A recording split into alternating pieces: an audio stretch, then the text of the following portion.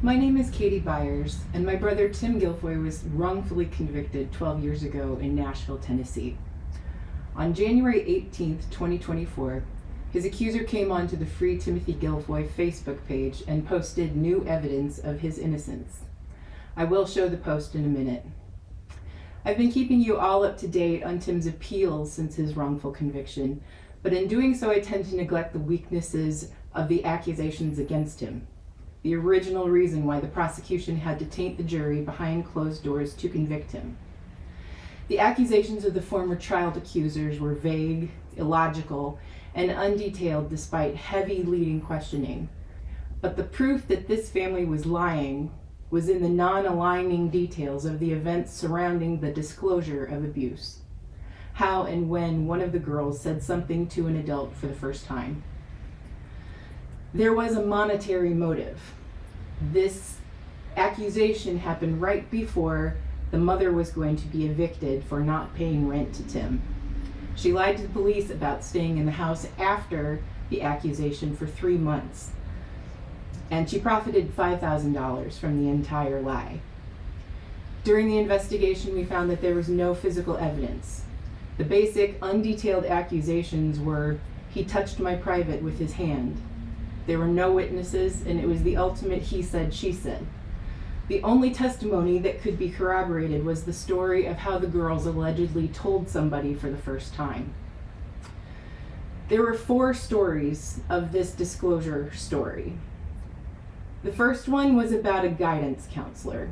This is from the phone call that Tim received from Jennifer Astle while Jennifer Astle was being fed lines by the Clarksville Police Department. Tim answered the phone. "Hey, Jennifer, hey. What's up? Well, I needed to talk to you about something kind of serious." Yeah. I got a phone call today from Jasmine's guidance counselor." "Oh yeah?" And she had kind of insinuated to her that somebody was touching her in the wrong ways. This guidance counselor story kind of fell apart because there was no guidance counselor that was ever interviewed in the investigation. So when we got to the trial of 2011 in July, they had switched the story, and now their theory of the case involved Brian, Jennifer's father-in-law, being the first person that one of the girls told. The prosecutors questioned Jen in the first trial to set up the scenario while writing down a timeline for a jury on a whiteboard calendar.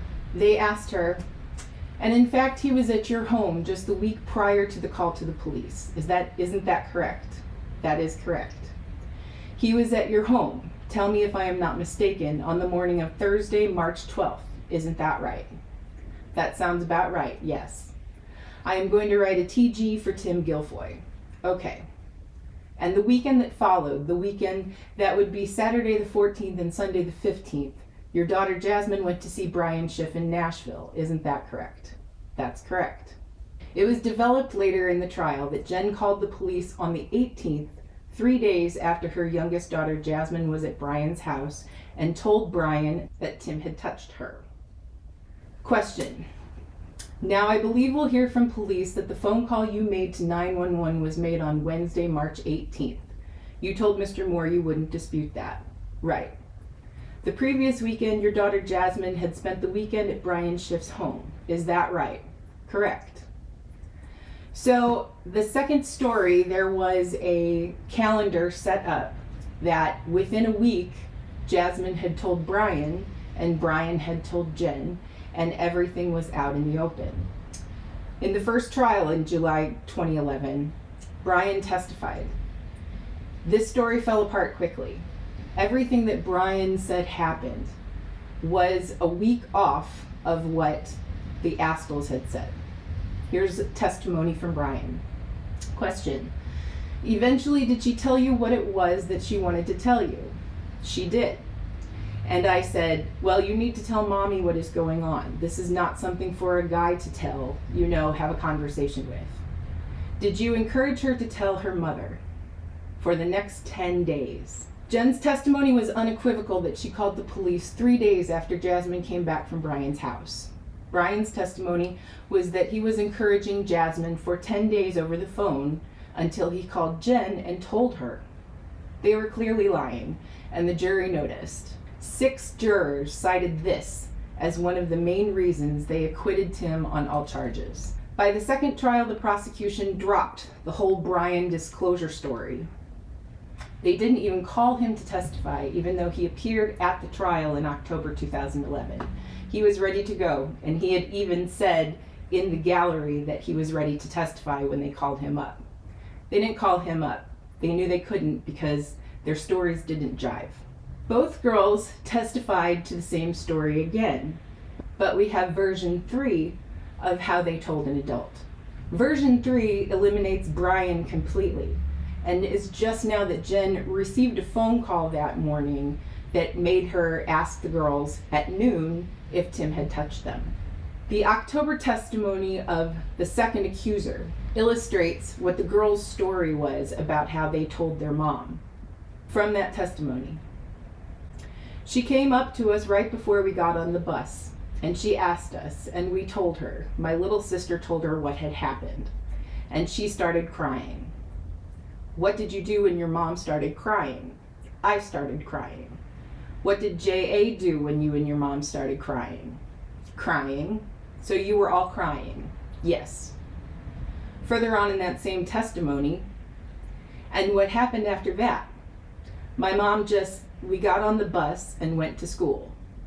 And then later that day, my mom came and picked me up. Did she pick you up early from school? Yes. What happened after she picked you up early?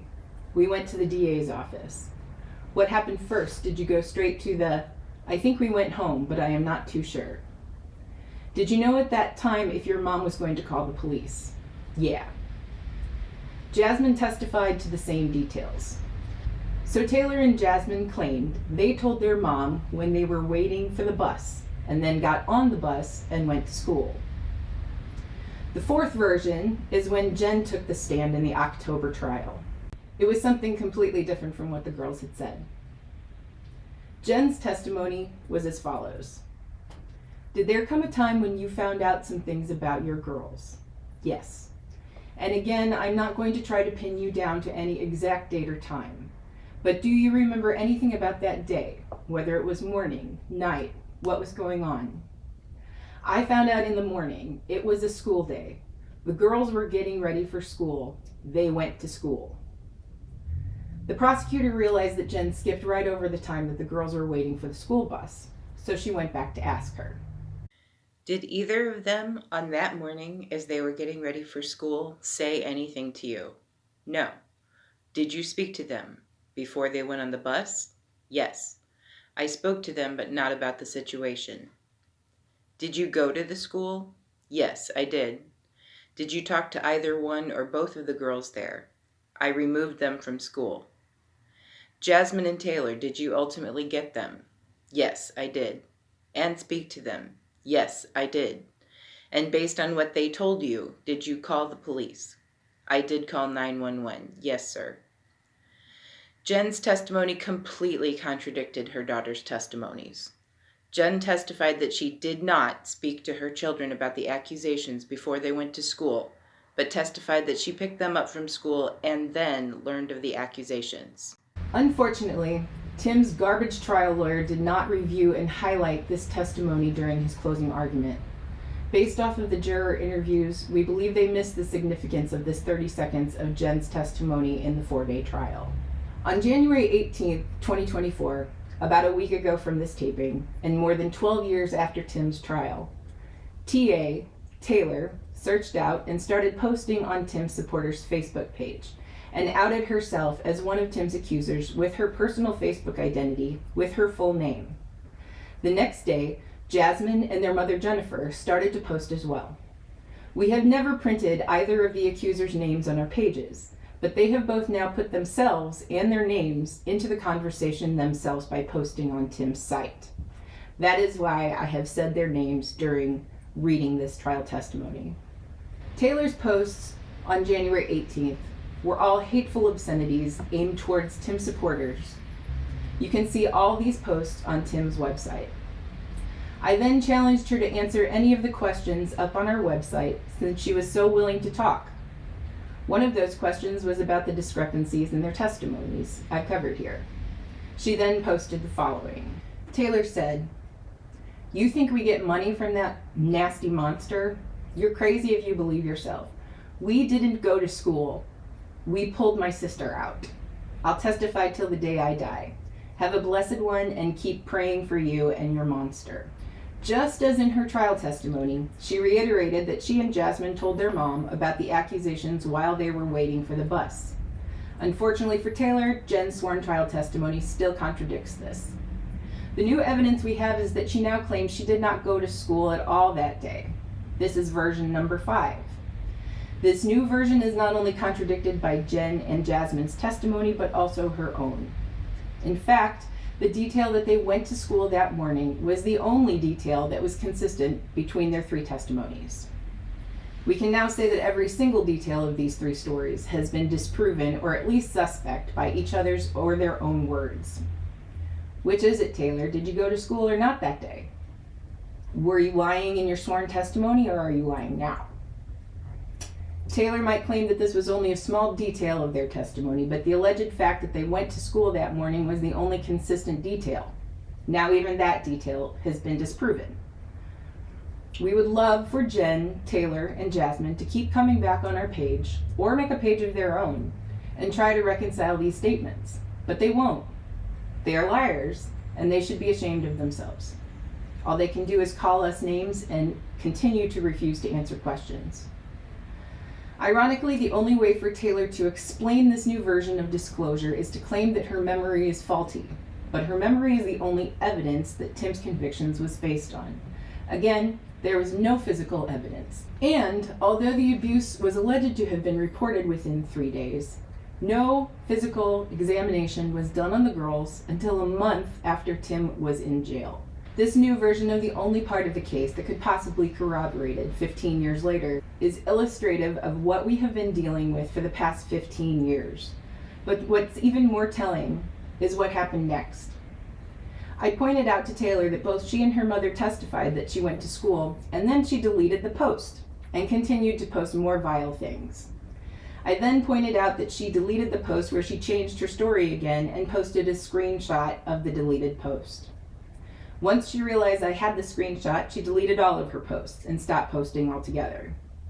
This is a microcosm of Tim's case. They tell lies, get caught, and tell more lies, and then run away.